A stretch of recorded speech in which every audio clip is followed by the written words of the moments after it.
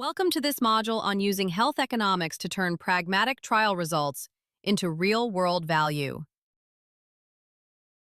Today, we're focusing on how economic principles move from theory into real-world application. One of the biggest shifts in modern research is recognizing that pragmatic trials are both a scientific and a policy tool. Because they are embedded as part of routine care, the data generated have higher external validity, which is exactly what health system leaders and policymakers need. Economic evidence is now central in decisions about what gets scaled, funded, or redesigned. Our goal in this module is to show how we can transform economic analyses into information that changes practice. Let's begin with the PCADTH framework. In economic evaluation, PCADTH is more than a way to define a clinical question. It sets the entire scope of the economic analysis. When we specify the population, intervention, comparator, outcomes, and time frame, we're also defining what perspective we want to take, the costs we'll track, and which outcomes matter for determining value. In pragmatic trials, this becomes especially important because broader eligibility, usual care comparators, and heterogeneous settings affect both costs and measured benefits. Right, and the outcomes and time horizon are crucial to the health economic perspective we take. If we want to look at patient-centered outcomes, we might incorporate quality-adjusted life years or functional improvements. If the time frame is too short, we miss meaningful differences in cost or effectiveness. When designing a pragmatic trial, we should think about how we want to measure and collect cost and effects. Data collection from day one. That means integrating resource use measures directly into trial procedures so the economic evaluation reflects what happens in practice. A key consideration for economic evaluation is ensuring the analysis aligns with the intention to treat principle. Using ITT preserves the comparability created through randomization. In pragmatic trials, adherence can be messy. Participants may switch treatments, skip appointments, or receive variable care. But that's part of the reality we're studying. Yeah, that is exactly right. Because heterogeneity in routine care is the point of a pragmatic design, our primary economic analysis should include costs and outcomes observed for participants as randomized, consistent with a chosen economic perspective, for example, a health system or societal perspective. That strategy reflects how an intervention performs in routine care. We can then use per-protocol and subgroup analyses as sensitivity checks to see how economic results could change under different adherence scenarios or for different subgroups of people. Otherwise, we risk introducing bias or inflating the perceived value of an intervention by only counting the best-case scenarios. Economic evaluations from pragmatic trials play a major role in shifting clinical practice. Decision-makers rely on cost-effectiveness evidence to update guidelines, revise funding policies, or support implementation. Because pragmatic designs emphasize representativeness, their economic findings apply to wider patient populations and more diverse healthcare settings. And that generalizability is what allows us to make a compelling case for value. When we can clearly show whether an intervention delivers good value for money or even saves costs outright, the path to adoption becomes much smoother. Ultimately, economic analyses help translate trial findings into real improvements in healthcare delivery by connecting evidence to resource allocation.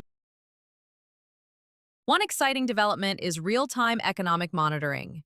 With advances in electronic health records and digital tools, it is possible to track resource use and outcomes as the trial unfolds. That allows teams to monitor costs throughout the study, instead of waiting until the end.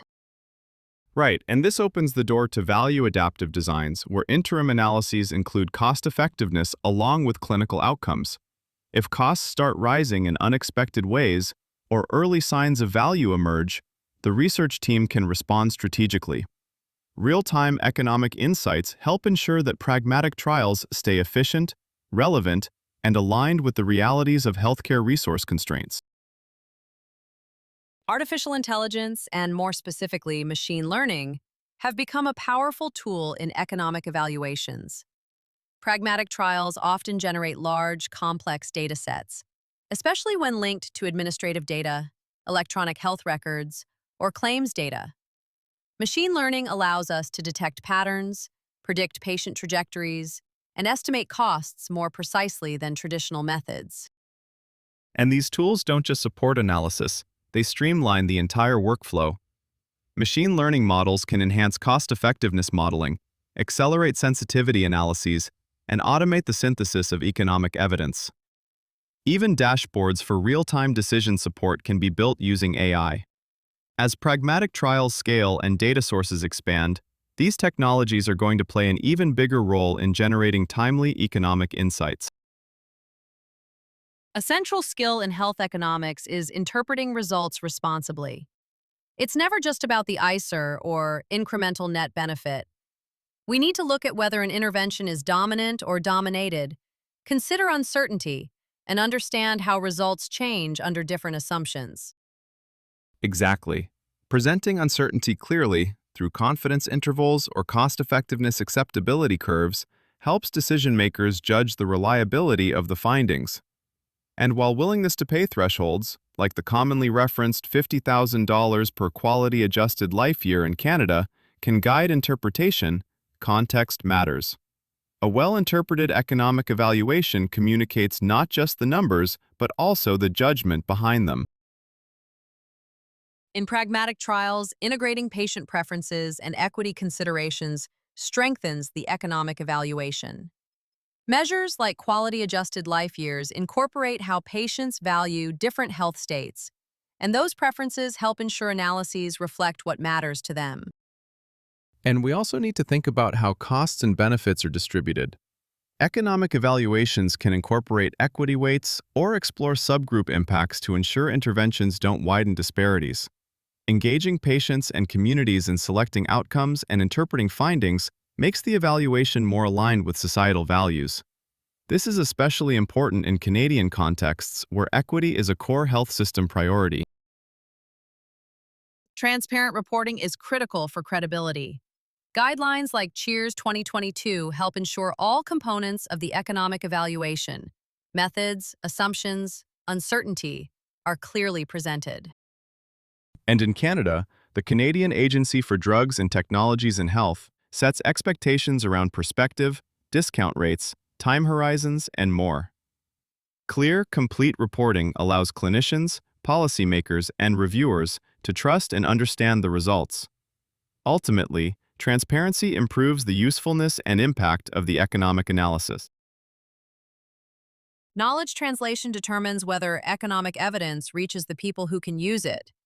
Tailoring messages to policymakers, administrators, or clinicians increases the chance that results will be adopted. And engaging end users early, policy leaders, patient partners, managers, helps shape dissemination strategies that resonate. Implementation partnerships then close the loop by applying the proven, cost-effective intervention in practice and documenting the resulting improvements.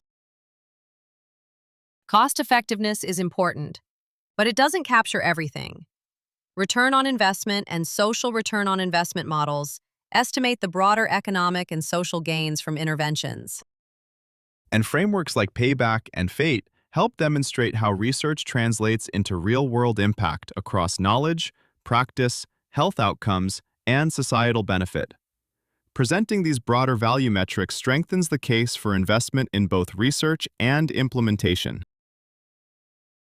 The payback framework has two core components: a set of categories that capture different types of payback, and a logic model of the full research process. On this slide, the three circles highlight why we use the framework in the first place. At the top is advocacy, asking, what has been the biggest impact of our research? This helps funders and health system leaders justify investments. The accountability circle asks whether a project has delivered on its stated aims, timelines, and resources. Finally, the learning circle looks across a whole portfolio and asks where gaps remain and how future trials could be better targeted. Together, these questions turn impact assessment from a retrospective box-ticking exercise into a practical tool for improving how we choose, design, and support pragmatic trials. Here we see the Payback Framework's logic model and impact categories in action. Starting in the middle left of the diagram, Canadian health research activities and capacity feed into advancing knowledge, building discoveries and intellectual property. Just below, research capacity shows how projects strengthen people, infrastructure, and networks. As findings move across the figure, they influence guidelines and policy, captured under informing decision-making. These decisions then shape determinants of health, the organization of care, and ultimately, health benefits, shown in purple. On the far right, broad economic and social impacts represent gains like economic prosperity and improved well-being. The arrows looping back at the bottom remind us that these impacts inform future research priorities and funding choices. In practice, this multi-stage logic model helps rationalize research budgets, set future spending priorities, and align every step of a pragmatic trial with broader system goals. The Payback framework gives us a broad picture of research impact. The framework to assess the impact from translational health research, or FAIT, focuses on how trial evidence is taken up, scaled, and sustained across the health system. Starting on the left, the first box highlights logic modeling integration. FAIT uses explicit causal logic models, pre-specified metrics, and an analytic toolkit to track uptake and impact prospectively rather than guessing after the fact.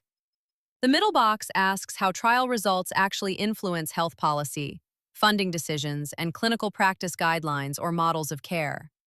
Finally, the third box reminds us that FAIT is not used in isolation. It guides teams in choosing suitable impact frameworks, often in combination with Payback, so impact can be assessed consistently across an entire portfolio of pragmatic trials. Economic evidence plays a central role in health technology assessment across Canada. CADTH and provincial bodies routinely use trial-based economic evaluations to make formulary and funding decisions. Because we operate within publicly funded systems, cost-effectiveness is often a prerequisite for broad adoption.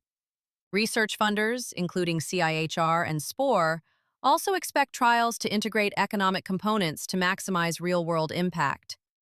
Pragmatic trials, with their applied nature, provide exactly the type of information these systems rely on. For policies to work, they need strong foundations. Economic evidence from pragmatic trials plays a major role in shaping those foundations, whether that's defining clear objectives, establishing causal logic, or supporting efficient implementation. Exactly. Policymakers need to know not only that an intervention works, but that it's feasible, sustainable, and economically justified. When economic analyses illuminate resource needs, expected impacts, and the broader system context, they help create more resilient and actionable policy frameworks. In our final slide, we pull the main threads together. First, economic evaluation in pragmatic trials is not an optional add-on. It should be part of the trial's core design. PICO, the ITT population, data collection, and follow-up windows all shape which costs and outcomes we can credibly estimate. Second, modern tools matter. Routinely collected data, real-time monitoring, and AI can make analyses richer and faster, but they have to be used transparently and with a clear plan for handling uncertainty. Third, good economics keeps patience and equity at the center, reflecting real preferences and distributional impacts, not just averages. Finally, frameworks like Payback and FAIT help us show how economic evidence contributes to knowledge, health gains, and wider social value, positioning trials to influence policy, funding, and implementation.